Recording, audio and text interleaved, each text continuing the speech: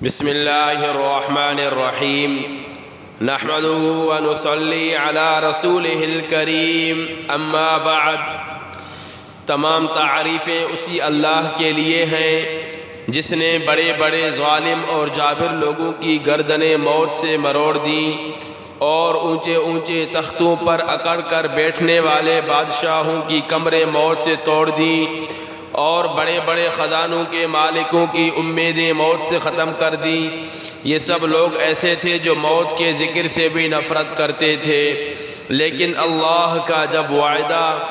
آیا تو ان کو گڑھے میں ڈال دیا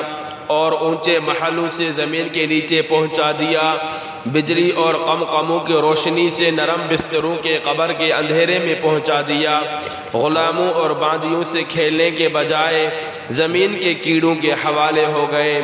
اور اچھے اچھے کھانے اور پینے میں لطف حاصل کرنے کے بجائے خاک میں لوٹنے لگے اور دوستوں کی مجلسوں کی بجائے تنہائی کی وحشت میں گرفتار ہو گئے۔ پس کیا ان لوگوں نے کسی مضبوط قلعے کے ذریعے موت سے اپنی حفاظت کر لی؟ اس سے بچنے کے لیے کوئی دوسرا ذریعہ اختیار کر لیا؟ پس وہ ذات پاک ہے جس کے قہر اور غلبے میں کوئی دوسرا شریک نہیں اور ہمیشہ رہنے کے لیے صرف اسی کی تنہا ذات ہے، کوئی اس کا مثل نہیں۔ بس جب موت ہر شخص کو پیش آنے والی ہے اور مٹی میں جا کر ملنا ہے اور قبر کے کیڑوں کا ساتھی بننا ہے اور منکر نکیر سے سابقہ پڑھنا ہے اور زمین کے نیچے مدتوں رہنا ہے اور وہاں بہت طویل زمانے تک ٹھکانا ہے اور پھر قیامت کا سخت منظر دیکھنا ہے، اس کے بعد معلوم نہیں جنت میں جانا ہے یا دوزخ ٹھکانا ہے، تو نہایت ضروری ہے کہ موت کی فکر ہر وقت آدمی پر مسلط رہے۔ میرے دوستو،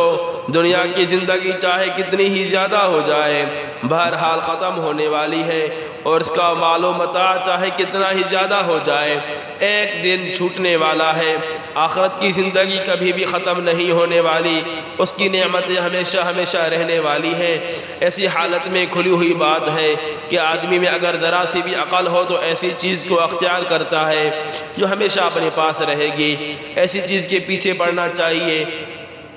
ایسے چیز کے پیچھے پڑنا جو کسی طرح بھی اپنے پاس ہمیشہ نہیں رہ سکتی بے وقوفی کی انتہا ہے۔ مگر ہم لوگوں کی عقل پر غفلت کا پردہ پڑا ہوا ہے،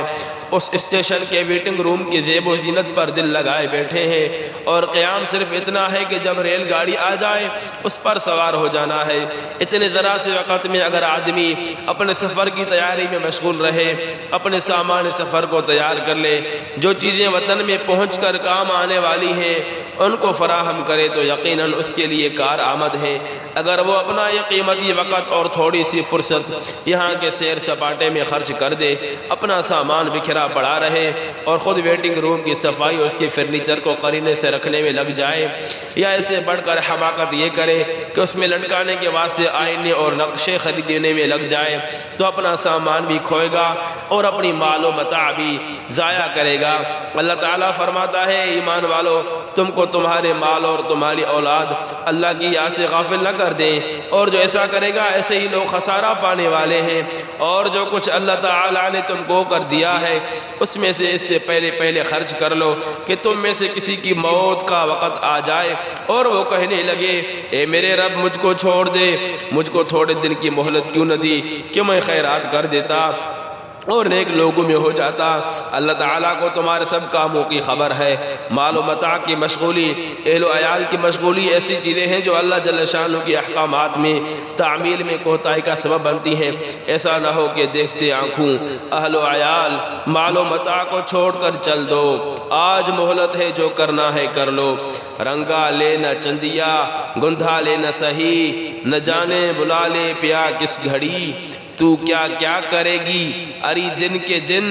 تو دیکھا کرے گی کھڑی دن کے دن۔ میرے دوستو بزرگوں، اللہ تعالیٰ رحم فرمائے، اپنی غفلت سے ہوشیار ہو جائیں، اپنی نیند سے بیدار ہو جائیں، اس سے پہلے کہ یہ شور ہو جائے فلاں شخص بیمار ہو گیا ہے، مایوسی کی حالت میں ہے، کوئی اچھا حکیم بتاؤ، کسی اچھے ڈاکٹر کو بلاؤ۔ پھر تمہارے لیے حکیم اور ڈاکٹر بار بار بلائے جائیں اور زندگی کی کوئی بھی امید نہ دلائے۔ پھر یہ آواز آنے لگے کہ اس نے وصیتیں شروع کر دی، اے لو اس کی تو زبان بھی بھاری ہو گئی، اب تو آواز بھی اچھی طرح نہیں نکلتی، اب تو وہ کسی کو پہچانتا بھی نہیں، لمبے لمبے سانس بھی آنے لگے، کراہ بھی بڑھ گئی، پلکیں بھی جھکنے لگیں۔ اس وقت تجھے آخرت کے احوال محسوس ہونے لگیں گے، لیکن زبان تتلا گئی، اب کوئی بات کہہ بھی نہیں سکتا۔ بھائی بند رشتہ دار کھڑے رو رہے ہیں، کہیں بیٹا سامنے آتا ہے، بیوی سامنے آتی ہے، مگر زبان کچھ نہیں بولتی۔ اتنے میں بدن کے اجزاء سے روح نکلنا شروع ہو جاتی ہے اور آخر وہ تو نکل کر آسمان پر چلی جاتی ہے۔ عزیز و اقارب جلدی جلدی دفنانے کی تیاری شروع کر دیتے ہیں، عیادت کرنے والے رو دھو کر چپ ہو جاتے ہیں، دشمن خوشیاں مناتے ہیں، عزیز رشتہ دار مال بانٹنے میں لگ جاتے ہیں اور مرنے والا اپنے اعمال میں پھنس جاتا ہے۔ یہ حقیقت ہے اس زندگی کی، موت کا معاملہ نہایت سخت ہے اور ہم لوگ اس سے بہت غافل ہیں، اپنے مشاغل کی وجہ سے اس کا ذکر ہی نہیں کرتے، اگر کرتے بھی ہیں تو محض زبانی تذکرہ جو مفید نہیں، بلکہ ضرورت اس کی ہے کہ دل کو سب سے فارغ کر کے اس طرح سوچے کہ گویا وہ سامنے ہی ہے، جس کی صورت یہ ہے کہ اپنے عزیز و اقارب اور جانے والے احباب کا حال سوچے کہ کیوں کر ان کو چارپائی پر لے جا کر مٹی کے نیچے داب دیا، ان کی صورتوں کا، ان کے اعلیٰ منصبوں کا خیال کرے اور غور کرے کہ اب مٹی نے کس طرح ان کی اچھی صورتوں کو پلٹ دیا ہوگا، ان کے بدن کے ٹکڑے الگ الگ ہو گئے ہوں گے، کس طرح بچوں کو یتیم، بیوی کو بیوہ، رشتہ داروں کو روتا چھوڑ کر چل دیے، ان کے سامان، ان کے مال، ان کے کپڑے پڑے رہ گئے۔ یہی حشر ایک دن میرا بھی ہوگا، کس طرح وہ مجلسوں میں کہے بیٹھ کر لگاتے تھے، آج خاموش پڑے ہیں، کس طرح دنیا کی لذتوں میں مشغول تھے، آج مٹی میں ملے پڑے ہیں، کیسا موت کو بھلا رکھا تھا، آج اس کا شکار ہو گئے، کس طرح جوانی کے نشے میں تھے، آج ہاتھ الگ پڑا ہے، پاؤں الگ پڑا ہے، زبان کو کیڑے چمٹ رہے ہیں، بدن میں کیڑے پڑ گئے ہوں گے، کھل کھلا کر ہنستے تھے، آج دانت گرے پڑے ہوئے ہوں گے، کیسی کیسی تدبیریں سوچتے تھے، برسوں کے سامان سوچتے تھے، حالانکہ موت سر پر تھی، مرنے کا دن قریب تھا، مگر انہیں معلوم نہیں تھا کہ آج رات کو میں نہیں ہوں گا۔ یہی حال میرا ہے، آج میں اتنے انتظامات کر رہا ہوں، کل کی خبر نہیں کیا ہوگا، آگاہ اپنی موت سے کوئی بشر نہیں، سامان 100 برس کا ہے، پل بھر کی خبر نہیں۔ حضرت ابو ہریرہ رضی اللہ تعالیٰ عنہ فرماتے ہیں کہ ایک مرتبہ مجھ سے حضور صلی اللہ علیہ وسلم نے فرمایا کہ میں تمہیں دنیا کی حقیقت دکھاؤں؟ میں نے عرض کیا ضرور، ارشاد فرمائیں۔ حضور صلی اللہ علیہ وسلم مجھے ساتھ لے کر مدینہ منورہ سے باہر ایک کوڑی پر تشریف لے گئے، جہاں آدمیوں کی کھوپڑیاں، پاخانے اور پھٹے ہوئے چیچڑے اور ہڈیاں پڑی ہوئی تھی۔ حضور صلی اللہ علیہ وسلم نے ارشاد فرمایا، ابو ہریرہ، یہ آدمیوں کی کھوپڑیاں ہیں، یہ دماغ اسی طرح اس دنیا کے حرس کرتے تھے جس طرح تم سب زندہ آج کل کر رہے ہو، یہ بھی اسی طرح امیدیں باندھا کرتے تھے جس طرح تم لوگ امیدیں لگائے ہوئے ہو۔ آج یہ بغیر کھال کے پڑی ہوئی ہیں اور چند روز اور گزر جانے کے بعد مٹی ہو جائیں گی۔ یہ پاخانے وہ رنگ برنگ کے کھانے ہیں جن کو بڑی محنت سے کمایا، حاصل کیا، پھر ان کو تیار کیا اور کھایا، اب یہ اس حال میں پڑے ہوئے ہیں کہ لوگ اس سے نفرت کر کے بھاگتے ہیں کہ وہ لذیذ کھانا جس کی خوشبو دور سے لوگوں کو اپنی طرف متوجہ کرتی تھی، آج اس کا منتہا یہ ہے کہ اس کی بدبو لوگوں کو اپنے سے متنفر کرتی ہے۔ یہ چیچڑے وہ زینت کا لباس تھا جس کو پہن کر آدمی اکڑتا تھا، آج یہ اس حال میں ہے کہ ہوائیں اس کو ادھر سے ادھر پھینکتی ہیں۔ یہ ہڈیاں ان جانوروں کی ہڈیاں ہیں جن پر لوگ سواریاں کیا کرتے تھے،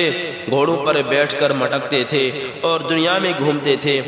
بس جسے ان احوال پر اور ان کی عبرتناک انجام پر رونا ہو تو وہ ان کو دیکھ کر روئے۔ حضرت ابو ہریرہ رضی اللہ عنہ فرماتے ہیں کہ ہم سب بہت روئے۔ ایک اور حدیث میں حضور صلی اللہ علیہ وسلم کا ارشاد ہے، دنیا ظاہر کے اعتبار سے میٹھی اور سرسبز ہے، حق تعالی شانہ نے تم کو اس میں اپنے اسلاف کا جانشین اس لیے بنایا ہے تاکہ وہ یہ دیکھے کہ تم اس میں کیا عمل کرتے ہو۔ بنی اسرائیل پر جب دنیا کی فتوحات ہونے لگی تو وہ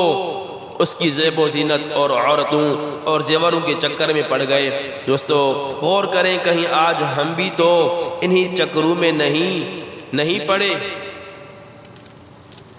اللہ تعالی ہم سب کو موت کی تیاری کرنے کی توفیق عطا فرمائے اور جہنمی لوگوں سے بچائے، اور ہم سب کا خاتمہ بالخیر ایمان کے ساتھ خاتمہ فرمائے۔ السلام علیکم ورحمۃ اللہ وبرکاتہ۔